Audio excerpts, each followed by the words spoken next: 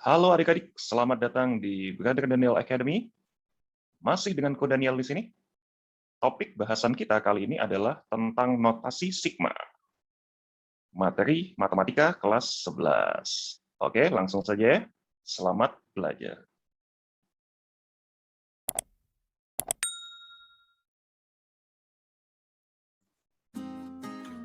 Oke, apa sih notasi sigma itu? Di sini ada definisi dari notasi sigma. Notasi sigma itu adalah notasi penjumlahan. Nah, jadi dia merupakan simbol yang digunakan untuk menjumlahkan sejumlah bilangan yang berurutan yang memiliki pola tertentu. Nah, jadi dia punya pola, punya aturan tertentu ya. Pola bilangan yang kalian pernah dapat di SMP, pola aritmetik, kemudian pola bilangan geometri. Nah, itu dipakai lagi di sini ya. Nah, itu penting banget. Oke. Cara menuliskan notasi sigma. Jadi misalnya di sini ada bentuk penjumlahan dari barisan bilangan yang memiliki pola tadi ya. U1 suku ke-1 ditambah U2 itu suku kedua, U3 itu suku ketiga, dan seterusnya sampai UN, suku ke N. Nah, itu bisa dituliskan dalam notasi sigma seperti ini. K itu adalah variabel atau indeks penjumlahannya ya. Nah, kemudian di sini 1 itu batas bawah notasi sigma. Nah, itu ditunjukkan dari sini. Kita mulai hitungkan U1 ya. Jadi di sini kita isi pengganti dari K-nya dimulai dari 1, batas bawah. Kemudian ini batas atas, N. Nah, kemudian kita masukkan rumus suku ke K-nya. Jadi di sini ini adalah fungsinya atau persamaannya ya, persamaan suku ke K. Oke, supaya lebih jelas, kita lihat saja di sini contoh soal. Misal ada barisan bilangan 2 tambah 6 tambah 10 tambah 14. Nah, ini kita mau buat dalam bentuk notasi sigmanya bagaimana cara menuliskan. Oke, kita temukan polanya dulu. 2, 6, 10, 14. SMP kalian sudah pernah belajar bahwa ini adalah pola aritmetik ya. Pola aritmetik itu adalah pola bilangan yang selisih antar sukunya itu selalu tam. Oke. Nah, selisih antar sukunya di sini adalah 4. Betul? Jadi 2 tambah 4 jadi 6. 6 tambah 4 jadi 10. 10 tambah 4 jadi 14 kan? Nah, jadi bedanya tetap. Oke, jadi kalau kita bikin polanya, pola bilangannya, kita bisa tulis, kita bisa nyatakan 2 menjadi seperti ini. Karena dia bedanya 4. Nah, aku tulis di sini 4 kali.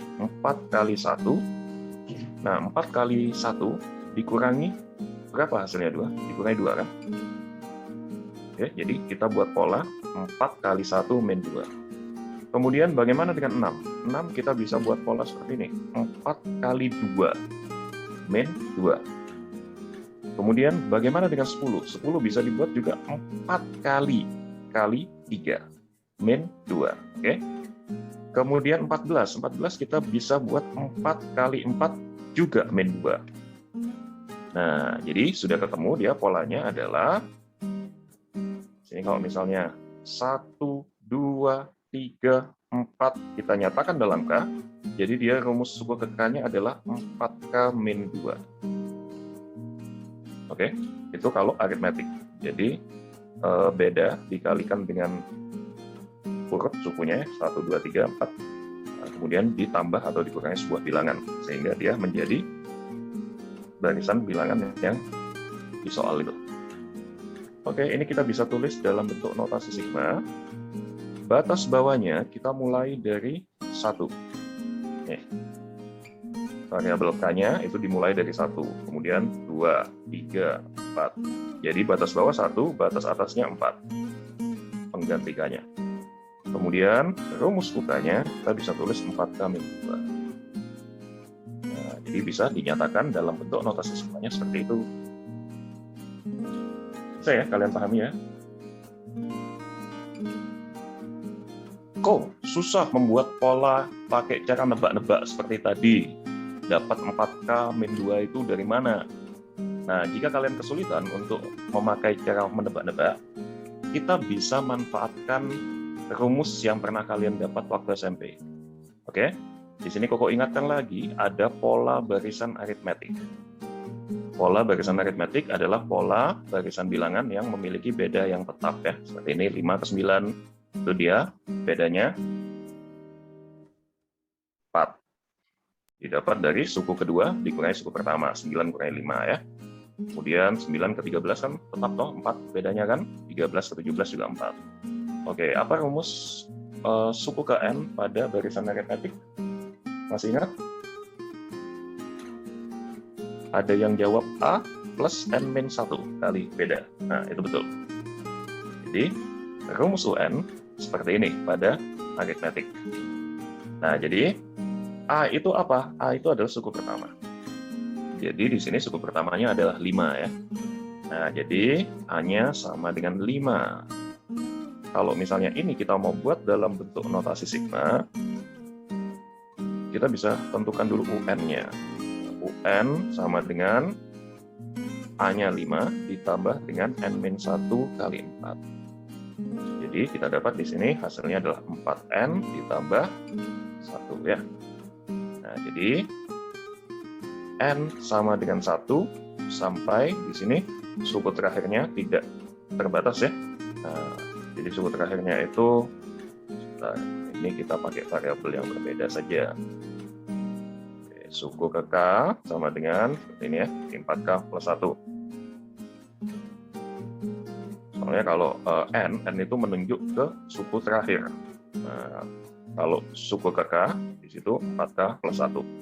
Jadi K-nya mulai digantikan dari 1 sampai N suku. Kemudian di sini kita isi 4K tambah 1. Seperti ini penulisan notasi sigmanya dari pola barisan bilangan aritmetik pada contoh ini ya.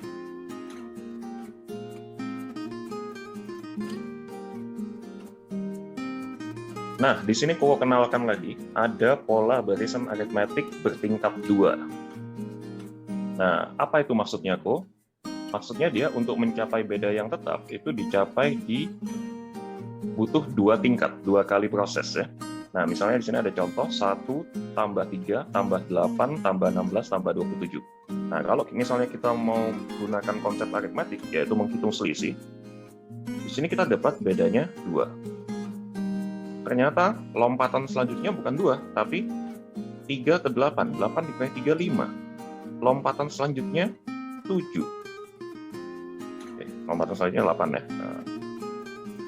Kemudian 16 ke 27, atau 27 dikurangi 16, itu lompatannya adalah 11. Nah, kapan dia mencapai beda yang tetap? Di tahapan kedua. Nah, tahapan kedua dia baru selisihnya tetap 2 ke 5, selisihnya 3, 5 ke 8, selisihnya 3, 8 ke 11, selisihnya 3. Nah, gimana kita menghitung UN-nya? Ini bisa saja muncul di soal notasi sigma nanti ya, adik-adik. Jadi, kita antisipasi saja.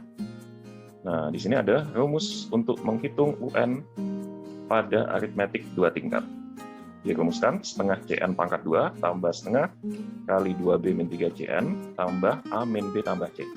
Oke, di mana A itu masih suku pertama, ini A-nya adalah 1. Kemudian B itu adalah selisih yang pertama kali kita dapat. Oke. Kemudian C itu adalah selisih pada level 2-nya. Jadi selisih ketika dia sudah mencapai beda yang tetap.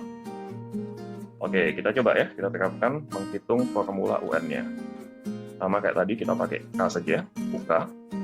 Setengah dikali C, C-nya di situ 3, dikali K pangkat 2, ditambah setengah kali 2B, 2B, 2 kali 2, dikurangi 3 kali 3, kemudian K ditambah dengan 1 min 2 plus 3. Nah, jadi kita dapat formula UK-nya adalah 3 per 2K pangkat 2, ditambah dengan 4 dikurangi 9 itu minus 5. Jadi di sini dia minus 5 per 2K, kemudian ditambah dengan 2.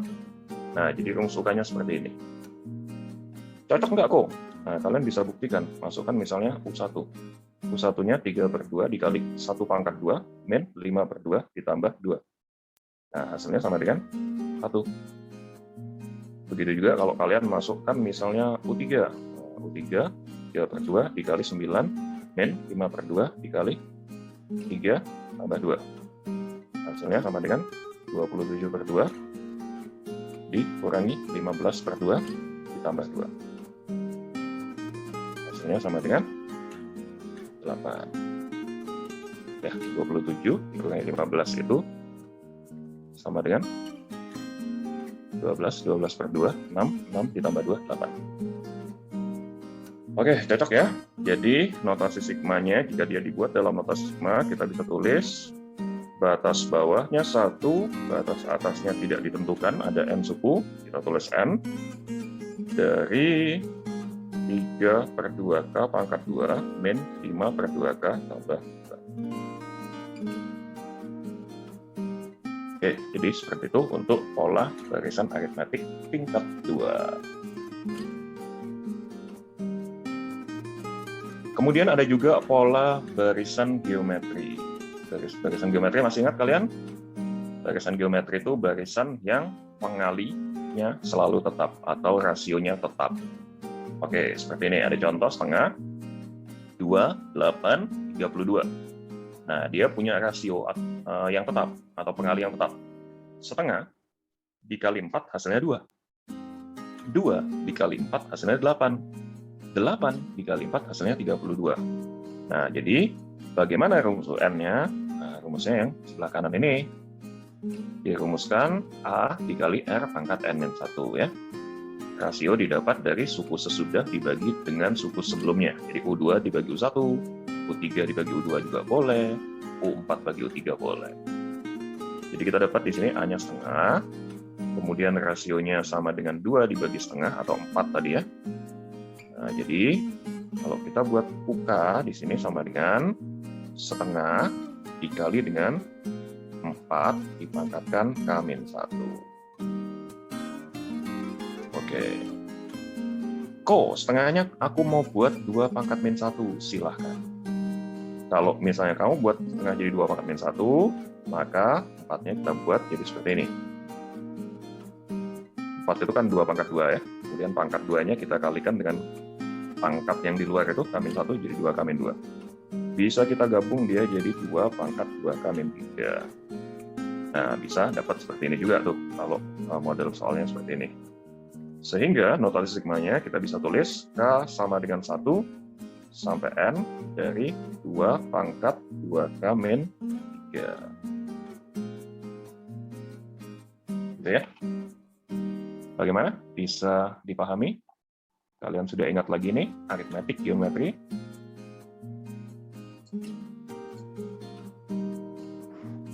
Oke, pada notasi sigma itu ada sifat-sifatnya ya. Sifat yang pertama, nih, kalau ada I sama dengan 1 sampai N, kemudian di sini dia isinya cuma konstanta atau bilangan tertentu ya, itu kita bisa langsung hitung hasilnya. Hasilnya didapat dari N kali K. Nah, ini supaya lebih jelas bisa lihat di contohnya. Di sini ada 1, batas bawah 1, batas atas 7, dari 5. Jadi di sini nggak ada K-nya, cuma konstanta doang, cuma bilangan 5 gitu ya. Nah, ini bisa dihitung adik-adik. Jadi langsung hasilnya adalah 7 kali 5. Nilainya 35. Oke, jadi itu sama saja kalau dia dibuka jadi 5, tambah 5, tambah 5 sampai 7 kali. Kan 7 suku dia. Nah, atau 7 kali 5. Langsung seperti itu saja ya. Oke, kemudian kalau sifat yang kedua, gimana kalau batas bawahnya bukan 1 kok? Batas bawahnya misalnya suatu bilangan, aku sebut di sini P, lalu batas atasnya N, sama, isinya dia cuma konstanta. Nah, itu bisa dihitung langsung, hasilnya adalah batas atas dikurangi batas bawah, BA min BB, plus 1 dikali dengan K. Nah, misal sini, batas bawah 4, batas atas 9, konstantanya 11. Nah, itu kita bisa hitung, hasilnya adalah 9 dikurangi 4 tambah 1 dikali 11. Nah, hasilnya sama dengan berapa tuh? 6 kali 11, 66. Saya dipahami? Kemudian sifat yang ketiga, nah jika di sini ada rumus, ada pengali. Nah, pengali itu dalam notasi sigma itu bisa ditaruh di depan ya. Jadi dikeluarin dari notasi sigmanya, diletakkan di depan pengali itu nggak apa-apa, bisa. Kemudian kalau ada notasi sigma penjumlahan dua suku atau pengurangan dua suku, nah itu boleh dijadikan bentuk monomial atau bentuk terpisah masing-masing seperti ini ya, nah, dengan batas bawah dan batas atas yang sama seperti semula. Oke, lihat contoh soal di sini. Nah, misalnya ada soal batas bawah 3, batas atas 10 dari 2K pangkat 2 min 7K. Nah, jika dia mau diminta jadi penjumlahan monomial, misalnya soal minta jadi ubah dia menjadi penjumlahan monomial. Monomial itu maksudnya dipisah masing-masing seperti ini ya adik-adik. Nah, ini kita bisa tuliskan dia notasi sigma dari K3, 10. Nah, ini ada 2K pangkat 2. Kemudian kita pisahkan dengan yang 7K. Lalu, semua pengalih boleh dikeluarin. Jadi kita bisa tulis seperti ini.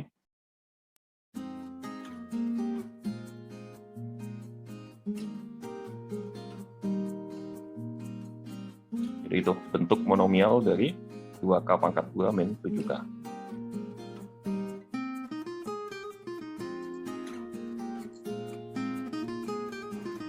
Oke, ada lagi sifat yang kelima. Ada dua buah notasi sigma. Nah, ini batas bawah notasi sigma yang pertama 1 menuju P dengan rumus suku UI ya. Kemudian ditambahkan dengan notasi sigma yang kedua, itu dia dimulai dari P plus 1. Nah, sampai N. Tentu saja di sini P lebih kecil daripada N ya. Nah, rumusnya sama UI. Nah, ini boleh digabung. Jadi dia bisa langsung ambil batas bawah yang terendah ini 1 sampai N. Nah, batas bawah 1, batas atas 4 dengan rumus UI. Nah, di sini ada contoh soal supaya lebih jelas ya. Di sini batas bawah 2, batas atas 5. Suku selanjutnya dia ditambahkan dengan notasi sigma dengan batas bawahnya 6. Nah, 6 itu kan lanjutannya dari 5 ya. Habis 5, 6. Nah, dengan batas atas 12. Rumus UK-nya di sini sama-sama 2K pangkat 3. Nah, jadi kita bisa tulis dia jadinya sama dengan notasi sigma dengan batas bawah 2, batas atas 12 dari 2K pangkat 3. Bisa ditulis seperti itu. Oke, bisa ya? Kemudian ada lagi sifat yang keenam, seperti ini. Nah, ini sifat yang keenam Koko sebut sifat mengubah batas. Misal dia semula batas bawah 1, batas atas N. Dengan, di sini persamaannya atau fungsinya adalah UI. Nah, kalau misalnya batas bawahnya mau dinaikkan atau ditambahkan sebuah bilangan P, otomatis nanti batas atasnya juga ketambahan bilangan P ya. Nah, bagaimana dengan fungsinya kok? Fungsinya dia akan berubah menjadi I min P. Oke, jadi semua I dia akan berubah jadi I dikurangi P. Begitu juga kalau batas bawahnya dikurangi dengan bilangan, maka nanti fungsinya dia jadinya I plus P. Oke. Oh, bingung kok? Kita lihat contoh soal supaya nggak bingung. Misal di sini ada notasi sigma dengan batas bawah 3, batas atas 9. Kemudian diminta ubah, jadikan batas bawahnya 1. Oke, jadi si 3 ini jadi 1. Otomatis nanti 9-nya juga jadi dikurangi 2 ya. 3 dikurangi 2 jadi 1. Batas atas pasti juga ikut dikurangi 2. Jadi 9 jadi 7. Nah, gimana dengan fungsinya? Jadi kan kita buat dia jadi batas bawah 1 dengan 3-nya dikurangi 1, 3 dikurangi 2. 9 juga dikurangi 2 ya. Nah, apa yang terjadi dengan K-nya? Semua K, kalian ubah jadi K tambah 2. Jadi kalau batasnya dikurangi 2, maka K-nya berubah jadi K tambah 2. Nah, kalau 3-nya tetap konstanta. Maka di sini kita dapat batas bawah 1, batas atas jadi 7. Nah, ini tinggal kalian buka saja. K plus 2 dipangkatin 2, jadinya dia K pangkat 2 tambah 4K tambah 4. Ya. Kemudian min 2K plus 2. Nah, ini bisa dikali masuk ya. Jadi 2K min 4 tambah 3. Jadi hasilnya adalah seperti ini. K pangkat 2 ditambah 2K min 4 kudes tambah 3. Ya, jadi hasilnya seperti itu ya adik-adik. Kalau batasnya diubah, maka fungsinya di sini juga ikut berubah. Oke, bagaimana? Sudah bisa? Atau masih galau? Kalau masih galau, silahkan isi di komentar. Oke, sampai di situ ya adik-adik. Sifat-sifat pola sigma sudah aku jelasin. Selamat belajar, semoga bermanfaat. Tetap semangat.